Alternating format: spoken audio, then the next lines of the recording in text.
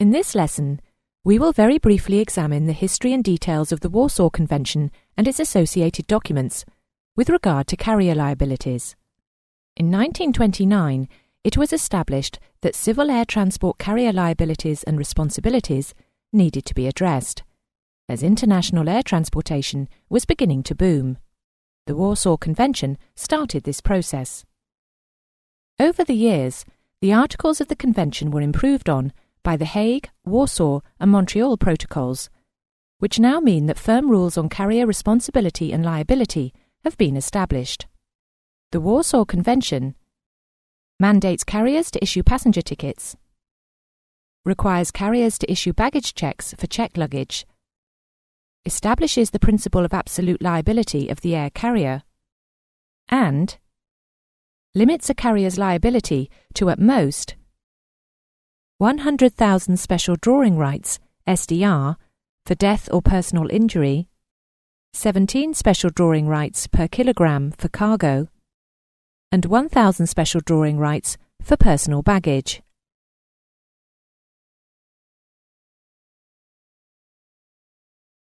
The liability values were originally given in points carrés francs, but this was amended at the Montreal Protocol to substitute the liability into special drawing rights.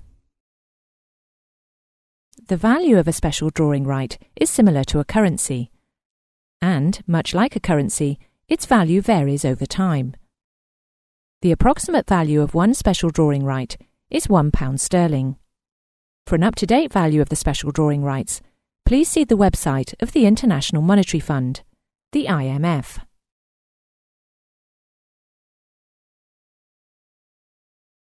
As a result of the numerous emerging national airlines and operators during the previous century, there grew a wide variety of ticketing types and passenger and freight contracts.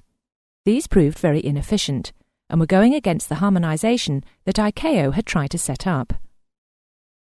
To resolve this, the International Air Transport Association, IATA, drew up an agreement between ICAO member states to have a common ticketing, post and freight carriage system that holds common international liabilities.